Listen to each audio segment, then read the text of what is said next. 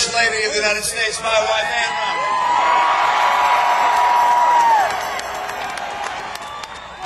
This has got to be a thrill of a lifetime. This is amazing. What a welcome. Thank you so much.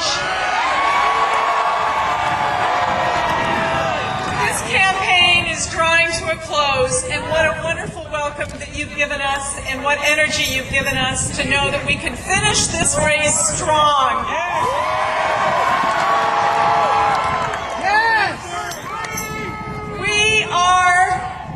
We are so excited about Tuesday, and we're so excited to be in Pennsylvania.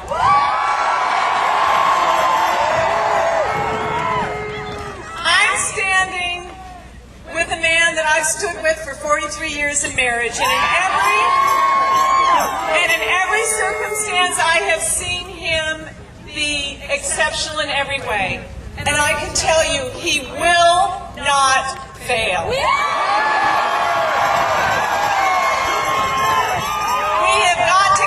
Right. We love this country. We believe in America. I'm going to watch this man save this country and put it back on track for the next President of the United States.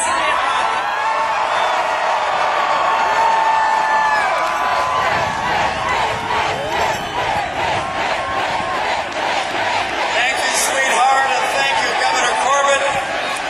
Thank you, Lieutenant Governor Cawley. Thank you, all senators. Also, Senator Toomey. I can hardly get it out on here. You guys have been out here a long time, though. And thank you to the next United States Senator from Pennsylvania, Senator Smith, to be. Congressman Fitzpatrick, appreciate your being here. And how about that music? I understand the Marshall Tucker Band did a great job. Now, we are close to a place where a lot of people are still suffering the consequences of a terrible hurricane, as you know, and maybe even some here in this audience are having some tough times, and our hearts go out to you. And if you have some extra funds that you can provide to people, please contact the American Red Cross or the Salvation Army or any other groups that are helping provide care for those that are having a tough time. Thanks also to the governors that are dealing with this tragedy, particularly I think about the governor of New Jersey, Governor Christie. He's giving it all of his heart and his passion to help the people of his state. They're in a hard way, and we appreciate his hard work. Thank you, Governor. And I just got to say to you, what a welcome. Thank you so very much.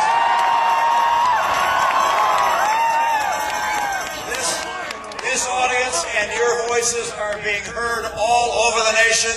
They're being heard in my heart. The people of America understand we're taking back the White House because we're going to win Pennsylvania.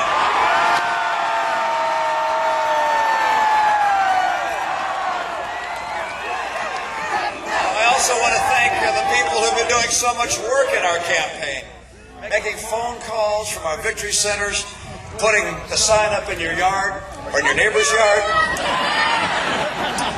or by convincing a co-worker to vote for Paul Ryan and me. It means the world to me. Thank you so much. And now let's make sure that every single person we know gets out and votes on Tuesday. You know, what makes this rally and all your work so inspiring is that you're here because you care about America. It's a campaign about our country and about the future we're going to leave to our children. We thank you. We ask you to stay at it all the way until victory on Tuesday night. Now, it's possible that some of your friends or your family members haven't made up your mind as to who to vote for. So let me suggest that when you talk to them, you tell them to look beyond the speeches and the attacks and the ads, and you look at the record of the people running for president. Because you see, talk is cheap, but a record is real and it's earned with effort. Change can't be measured in speeches, it's measured in achievements. And 4 years ago, candidate Obama promised to do so very much, but he's fallen so very short. He promised to be a most partisan president, but he's been most partisan, dividing, attacking, blaming. It's not only Republicans he's refused to listen to, it's also independent voices. He was going to focus on creating jobs. Instead, he focused on Obamacare, and that killed jobs. Remember, he said he was going to cut the deficit in half, and then he doubled it. He said unemployment would be now at 5.2%. We just learned it's 7.9%. That's 9 million jobs short.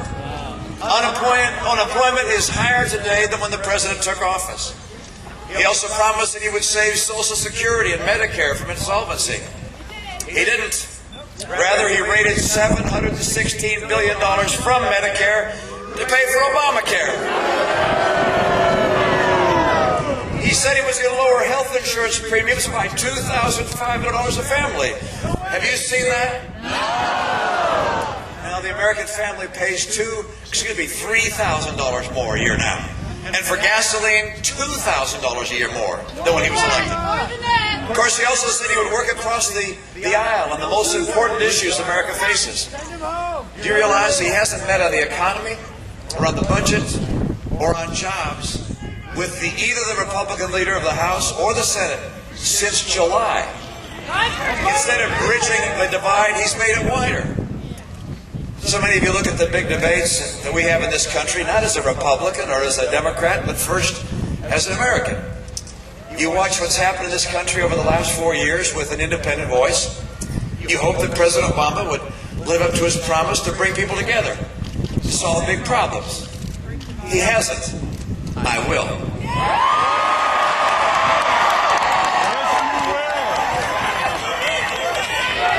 Let me tell you why he fell so short of what he promised. It's because he cared more about the liberal agenda than he did about repairing the economy. Did Obamacare create new jobs? Did his war on coal and oil and gas create new jobs? Did his Dodd-Frank regulations help banks make more loans to people who needed them? Does raising taxes put people to work? Did that avalanche of new regulations help small business? Oh, you got it right.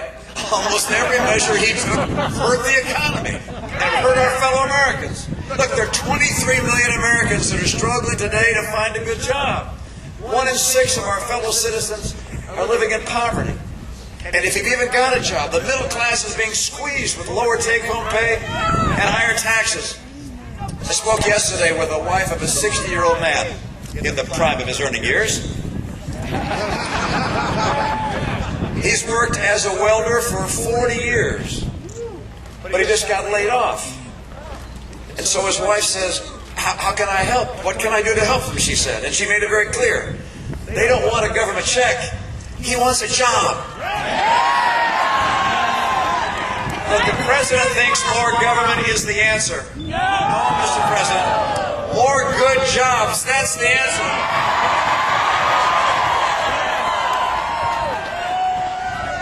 The question of this election comes down to this. Do you want 4 more years like the last 4 years, or do you want real change? Now, President Obama promised change, but he couldn't deliver it. Send him home! Send him home! Send him home! Send him home! Send him home! Send him home! Send him home! Send him home! Send him home! Send him home! You know, he couldn't deliver the change he promised. But I not only promised change, I have a record of achieving change. I built the business. I helped turn around another one. I helped put an Olympics that was off track back on track. And by the way, with the Democrat legislature, I helped my state turn from deficit to surplus, from job losses to job growth, and from higher taxes to higher take-home pay. And that's why I'm running for president.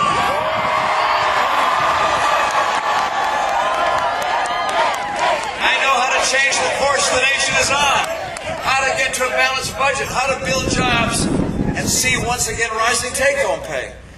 Accomplishing real change is not something I just talk about. It's something I've done, and it's something I will do as President of the United States.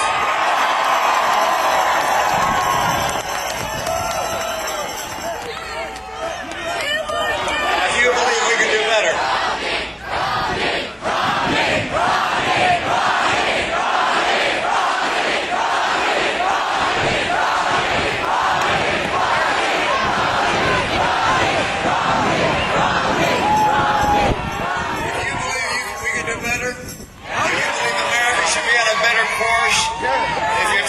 Tired? I ask ask you to vote for real change. Paul Ryan and I will bring real change to America on day one.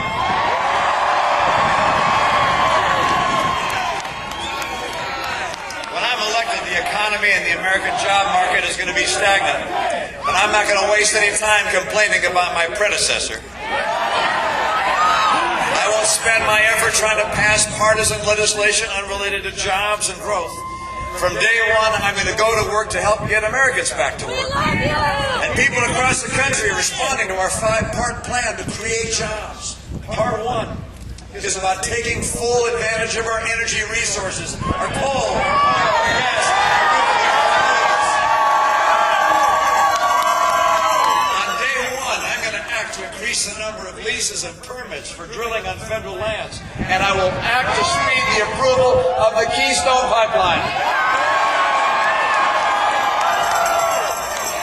Number 2, I'm going to move to boost trade, especially with Latin America, and I'll finally designate China as a currency manipulator. We've got to fight for fair jobs. Now, third, I'm going to send to Congress something we're going to call the Retraining Reform Act to make sure that every worker can get the skills they need for a good-paying job. And fourth, I'm going to move to tackle out-of-control spending. I'm going to send Congress the first of several fundamental reforms that I call the Down Payment on Fiscal Sanity Act. We will immediately cut, not just slow the rate of growth, but cut government spending. I'm not just going to take office on January 20th. I'm going to take responsibility for that office as well.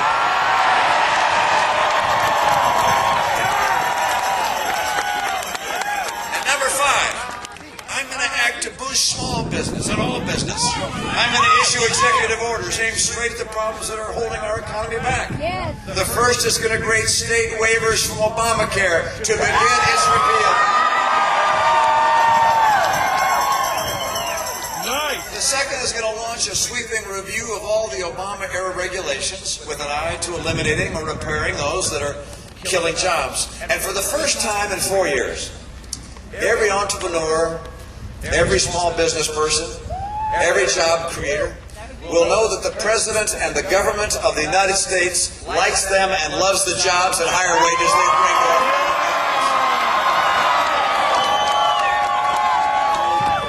Paul Ryan and I are going to limit government instead of limiting the dreams of our fellow Americans.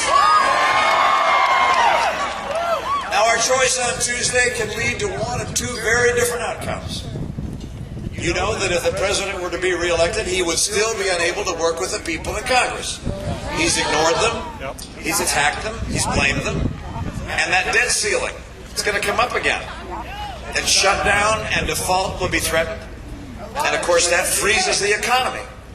By the way, the president was right the other day when he said he can't change Washington from the inside, only from the outside. We're going to give him that chance soon.